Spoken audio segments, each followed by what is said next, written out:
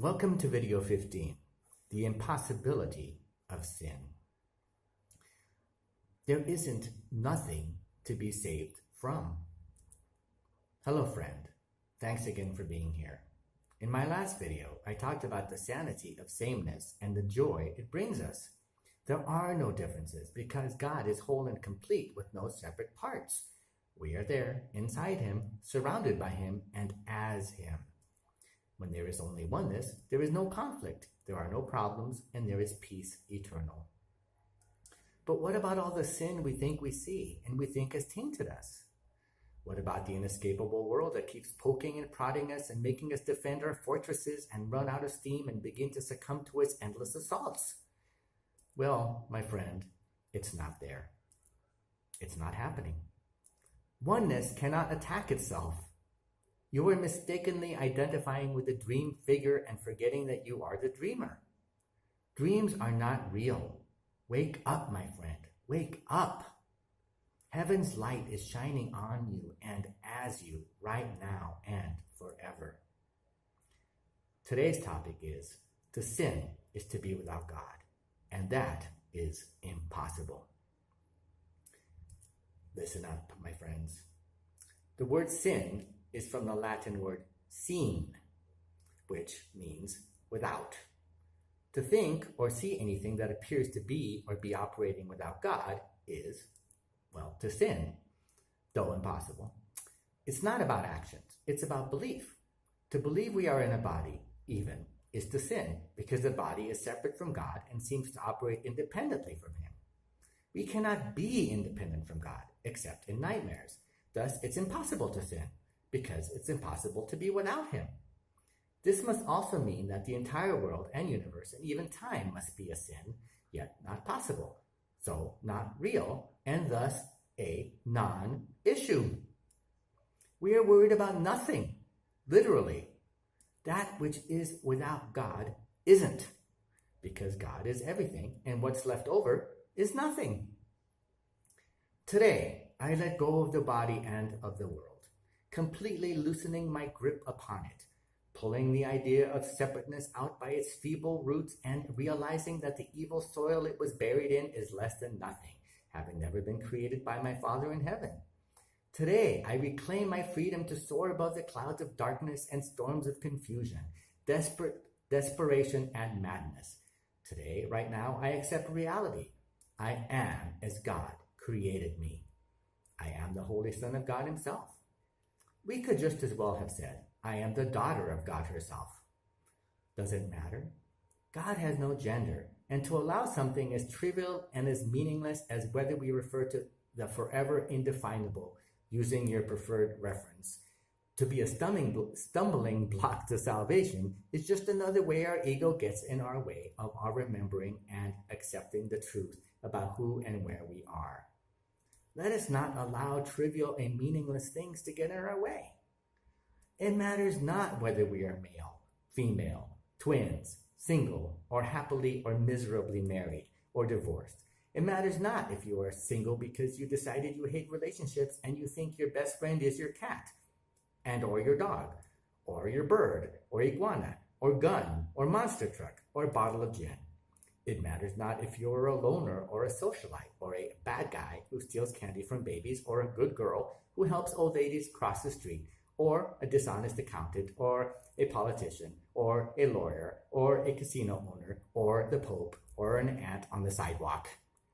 You are as God created you. What you do, what you think, who you think you are, the whole world, the universe, everything that seemed to have occurred in the past, it's all a bunch of hogwash. It didn't happen. It can't happen. God is in control. His will is what happens, and only His will. It is total arrogance and ignorance and blindness to believe otherwise. And I myself have been guilty of thinking those very impossible thoughts. God's will shrinks our tiny, pathetic beliefs into less than nothing, with no cause and no consequence in reality. Because though the world does seem to cause a bunch of strife and misery, it touches us not. It touches the real us not. We are invincible, invulnerable, and unlimited because we are like God, who is eternal spirit, soaring above the dark clouds of darkness and forever free, undefiled, indivisible, eternal, and completely unaffected by lies and unreal ideas, no matter how believable they appear to be. Appearances are just that, appearances. They are illusions placed in front of reality, which cannot be pictured. We are everywhere at once, and nobody, not even ourselves, can pin us down or define us. Quit trying today. What we believe sin to be is merely to believe in an out-of-control world in complete opposition to truth and oneness. That's all it is. It's merely a false belief. We, in desperation and deep yet unwarranted guilt, in madness, use what we think we see as proof that we are steeped in sin, forever guilty, and that God must not exist. For how could a loving God have created an evil world such as this with evil people such as ourselves? Or we try to be do-gooders and fix and bless the evil world to try to prove that God is real and that we are proof of it by being better than the evil world around us. But the world remains evil, doesn't it? What does it say about our God? It says that he must be mad and glad to be insane, divided, and totally untrustworthy. Is this your God? The God you had always hoped could be good? Are any of these false identities you? The truth is that none of it is God and none of it is you, because you remain as God created you. And God is not a devil or a madman, so the world nor you could be. Neither. Why don't we see it? Why don't we believe it? There, in those last two questions, is the answer. In this world, we believe that we must see it to believe it, but in truth, we must believe it to see it. We see what we believe. We look at the world and see what we see because we believe in an evil world and an evil God and an evil us. But is it true? We can believe what is true or what is false. It's up to us what we believe. Truth, however, is beyond the limits of mere belief, because what's true is always the same and doesn't change from one person to the other.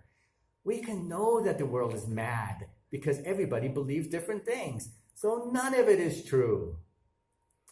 People are always believing that things can exist and occur that are not God's will.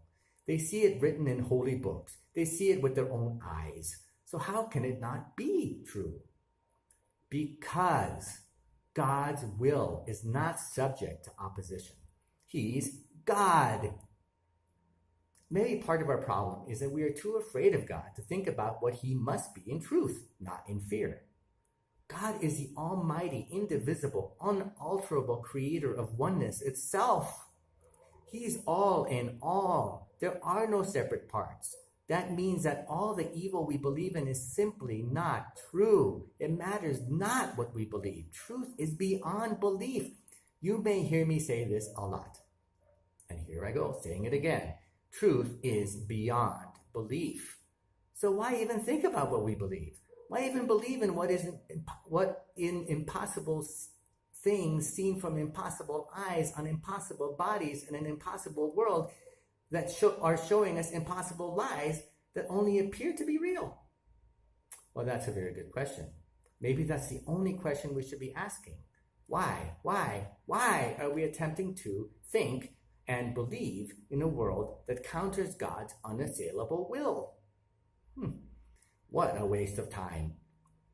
Even if time is an illusion and unreal, which it is, still, do we want to waste it? If we want to feel some satisfaction in this unreal state of mind, let's at least take a few simple, sane steps to feeling a heck of a lot better about everything. First, let's admit that we're sick and tired of this sick and tired world. Second, let's believe that we are sad and admit it. Third, let's realize that we simply cannot fix the world nor ourselves. And fourth, let's accept God's answer to the problem, his Holy Spirit, who simply reminds us that none of it is true and thus none of it ever happened and can never happen, no matter who we think we are, no matter what we think the world is, no matter what we've done or not done, no matter what our unreal bodies do in this world. None of it matters because matter does not matter. This does not mean we should intentionally do things to hurt others, especially because it only hurts us since we are not separate. But we need to stop using the world to try to prove that sin is real because it makes us sad. God is not into sadness. God doesn't even know what it is. So we cannot know what it is. Why? Because we are as God created us. And He creates by extension, not by division. Which means that we must be like Him. Exactly like Him in every respect, in every aspect, in every way. Not in a body, not mortal, not fallible, not limited, not evil, period. Time to catch up to reality because it's constantly steaming forward and cannot wait for our beliefs to catch up. Throw away these beliefs and take up reality instead. It's much more satisfying, fulfilling, and happy. And it costs nothing. No sadness and desperation required. But how? Well, to do this, of course, is very simple. Of course, you may be asking, yes, of course. How? Because God is simple. He merely asks you to stop looking or to overlook or to truly forgive everything you ever thought about everything and everyone, including Him and yourself. Just take the whole kit and caboodle and decide you don't want hell. That's what it amounts to. There is no physical place called hell. There is no spiritual place called hell. There is only the belief in hell. And what that belief has led to is an unreal world we believe exists because we believe it can be seen. It's all untrue. We must forgive it now, not later, now. Forgiveness offers everything we are seeking to find in the world without using methods of madness in a world of insanity. It doesn't look for solutions within the framework of problems. It calmly and quietly refuses to lend credence to a world that God could never have willed, thus one He would never have made. It's simple. Overlooking what we don't want leaves only what we want left over. We cannot have both what we want and what we don't want. They are incompatible. Choose the right choice. And it's not hard, simply because to choose what is and what God created is much better and happier over what isn't, because God didn't will it. Don't you agree? Come on, be real. God is God. We are not. Let's stop attempting to usurp His authority over reality. Only He can do it, right? Let's succumb to His truth right now, right here, once and for all. And now, directly from A Course in Miracles, Lesson 122. What could we want that forgiveness cannot give? Do you want peace? Forgiveness offers it. Do you want happiness? A quiet mind, a certainty of purpose, and a sense of worth and beauty that transcends the world? Do you want care and safety and the warmth of sure protection always? Do you want a quietness that cannot be disturbed, a gentleness that never can be hurt, a deep abiding comfort, and a rest so perfect it can never be upset? Well, all this forgiveness offers you and more. It sparkles in your eyes as you awake and gives you joy with which to meet the day. It soothes your forehead while you sleep and rests upon your eyelids, so you see no dreams of fear and evil, malice and attack. And when you wake again, it offers you another day of happiness and peace. All this forgiveness offers you and more. Forgiveness lets the veil be lifted up which hides the face of Christ from those who look with unforgiving eyes upon the world. It lets you recognize the Son of God and clears your memory of all dead thoughts so that remembrance of your Father can arise across the threshold of your mind. What would you want forgiveness cannot give? What gifts but these are worthy to be sought? What fancied value, trivial effect, or transient promise, never to be kept, can hold more hope than what forgiveness brings? Why would you seek an answer other than the answer that will answer everything? Here is the perfect answer, given to imperfect questions, meaningless requests, half-hearted willingness to hear, and less than halfway diligence and partial trust. Here is the answer. Seek for it no more. You will not find another one instead. God's plan for your salvation cannot change, nor can it fail. Be thankful it remains exactly as He planned it. Changelessly, it stands before you like an open door with warmth and welcome calling from beyond the doorway, bidding you to enter in and make yourself at home where you belong. Here is the answer. Would you stand outside while all of heaven waits for you within? Forgive and be forgiven. As you give, you will receive. There is no plan but this for the salvation of the Son of God. Let us today rejoice that this is so, for here we have an answer, clear and plain, beyond deceit and its simplicity. All the complexities the world has spun of fragile cobwebs disappear before the power and the majesty of this extremely simple statement of truth. Here is the answer. Do not turn away in aimless wandering again. Accept salvation now. It is the gift of God and not the world. The world cannot give no gifts of any value to a mind which has received what God has given as its own. God wills salvation be received today, and that the intricacies of your dreams no longer hide their nothingness from you. Open your eyes today and look upon a happy world of safety and of peace. Forgiveness is the means by which it comes to take the place of hell.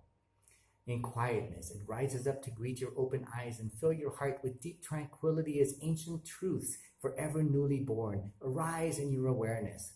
What you will remember then can never be described, yet your forgiveness offers it to you. It takes more than intellectual understanding to heal our minds. It took the belief in time to believe in impossible things, and it will take the same unreal time to learn that it takes practice to decide that we will never be satisfied with unreality. Application of mind-correcting thoughts that reflect the truth of reality as God created it is required. It is strongly recommended to take up the year-long course found in the workbook part of A Course in Miracles, where you will be taken through carefully planned lessons that will help us to reverse course and make a total turnaround back to the state of mind we never wandered from in truth. Below is an example of how the lessons go. Please practice along with me right now, and you will feel the power of the atonement process begin, the healing process in our minds. Remembering the gifts forgiveness gives, we undertake our practicing this moment with hope and faith that this will be the day salvation will be ours. Earnestly and gladly will we seek for it today, aware we hold the key within our hands, accepting heaven's answer to the hell we made, but where we would remain no more. Right after this video, and once again this evening, do we gladly give a quarter of an hour to the search in which the end of hell is guaranteed? Begin in hopefulness, for we have reached the turning point at which the road becomes far easier. And now the way is short that we yet travel. We are close indeed to the appointed ending of the dream. Once we have made a quiet place where we can be given a chance to focus our thoughts, let us sink into happiness as we begin these practice periods, for they hold out the sure rewards of questions answered and what your acceptance of the answer brings. Today will be given you to feel the peace forgiveness offers and the joy the lifting of the veil holds out to you. Before the light you will receive today, the world will fade until it disappears, and you will see another world arise you have no words to picture. Now we walk directly into the light, and we receive the gifts which have been held in store for us since time began, kept waiting for today. Forgiveness offers everything we want. Today, all things we want are given us. That feels so good. Let not our gifts recede throughout the day, as we return again to meet a world of shifting change and bleak appearances. Retain these gifts in clear awareness as we see the changeless in the heart of change, the light of truth behind appearances. Be tempted not to let our gifts slip by and drift into forgetfulness, but hold them firmly in our mind by our attempts to think of them at least a minute as each quarter of an hour passes by. Remind ourselves how precious are these gifts with this reminder, which has the power to hold our gifts in our awareness throughout the day. Quote, forgiveness offers everything I want. Today I have accepted this as true. Today I have received the gifts of God. What are the gifts of God? Joy and peace, which are the effects of the only cause. reality. True and real forgiveness is the key to happiness. It's not the forgiveness the world believes in, where we are first hurt then attempt to pardon. That can never and does never work. You cannot forgive what has happened. We must overlook what could never happen because it's not God's will. Today we have awakened from the dream that we are mortal, fallible, and full of sin. Today we realize that we are the perfect Son of God, who is one and forever soul. Pensive thought to ponder. Have you ever thought that resistance is futile? That the entire feeling of resistance should have, from the first time you felt it, been questioned? Does it not feel really uncomfortable to think you need to resist something? Ever wonder why? Well, this is why. It's because we are attempting to resist truth, since everything is true when seen through the vision of the Holy Spirit. This is fact. What we are attempting to resist is truth. God is true. God is everything and everywhere and everything and as everything, including us. All the judgments we make upon the world simply make us feel a conflict with it. Not the world, because it's not real, but with God and His truth. There's nothing else. That weight you feel is not hell or the devil attempting to attack your fortress. It's simply the truth that's reminding you by its sheer reality and unchangeability that you are trying to fight off what cannot be fought because it cannot resist nothingness. It's the weight of truth that's leaning on the belief in nothingness that you keep trying to defend. Stop resisting. Let go and succumb. Acquiesce to reality. To defend yourself is to believe you are attacked. Quit being insane. It doesn't have a grip on you. You have a grip on it. You cannot hold back truth, my friend, ever. But be glad that you can count yourself in the equation of truth, because truth is not the same without you. And being whole and complete, it isn't without you. You're a part of it forever. Accept it now, and you are healed, and you can finally put down your sword and your shield and rest in peace. It's all good now. You can relax. You have accepted the truth. It may take a while before you realize it, but it's done. As surely as God is God, you are healed and whole, and there's nothing that can stop it, because there's nothing that can stop God's will. Amen. See you in my next video.